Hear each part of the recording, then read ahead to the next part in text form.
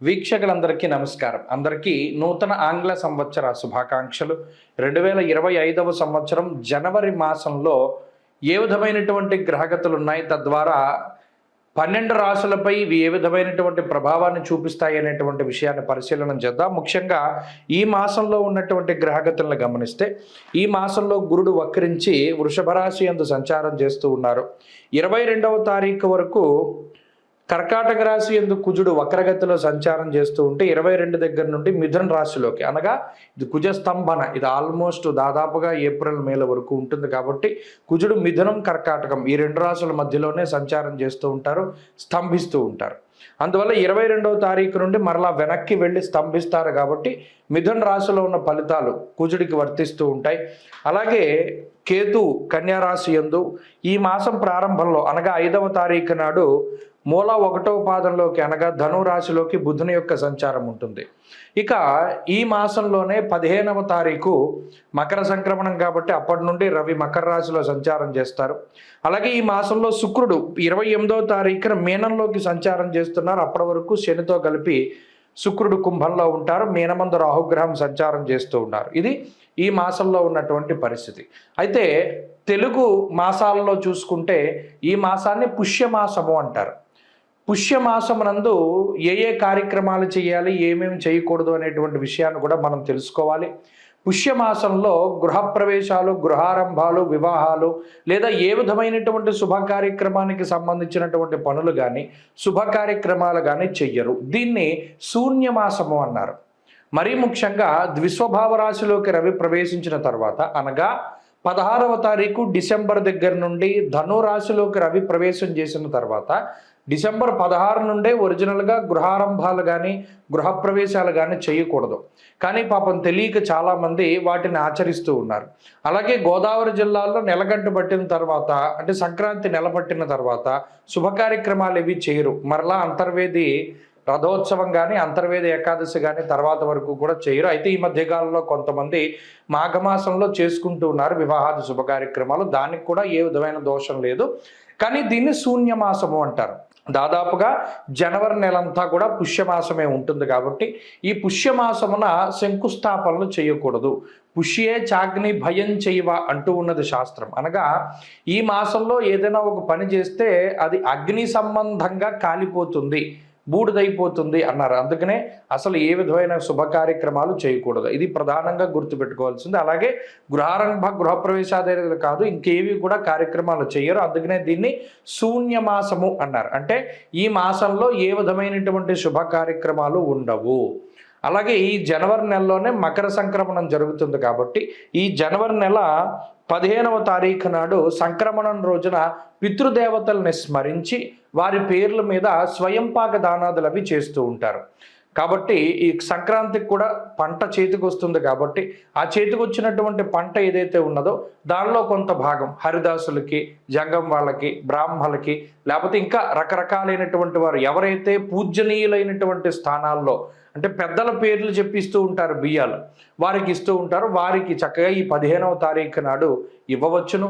అంతేకాకుండా ఈ మాసంలో ఈ గ్రహస్థితిని బట్టి ద్వాదశ రాశుల ఫలితాలు కూడా మనం ఇప్పుడు చెప్పుకుందాం. మకర రాశి వారికి 2025వ సంవత్సరం జనవరి నెలలో ఏ గ్రహాలు అనుకూలం, ఏ గ్రహాలు ప్రతికూలం అనే విషయాన్ని పరిశీలన చేస్తే ఈ నెలంతా కూడా రవి వ్యతిరేకమైన ఫలితాలే. అంటే 12వ ఇంట్లో ఉన్న జన్మరాశిలో ఉన్న రవి యొక్క బలం ఏమీ లేదు.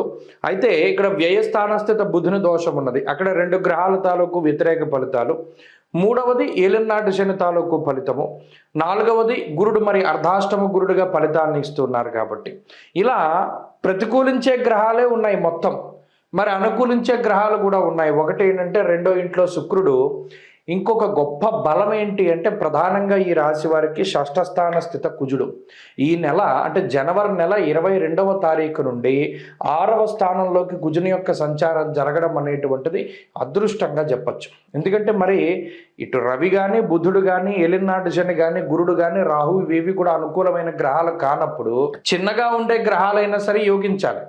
శుక్రుడు యోగిస్తున్నారు, సరే చంద్రుడు ప్రతి 2.5 రోజులకు ఒకసారి అనుకూలంగా ఉండొచ్చు, అది పక్కన పెడితే ఇంకొక గ్రహం ఏదైనా ఉంటేనే కానీ సపోర్ట్ సరిపోదు. ఆ సమయంలో కుజుడు తాలూకు అనుకూలతల వల్ల ఈ నెలలో కొంత పరిస్థితులు బాగుంటాయి. ప్రత్యేకించి షష్ఠ స్థానంలో కుజుడు ఉండడం రోగ రుణ శత్రు సంబంధమైనటువంటి బాధల నుండి ఆయన ఉపశమనాన్ని కలగజేస్తారు ఒకటి.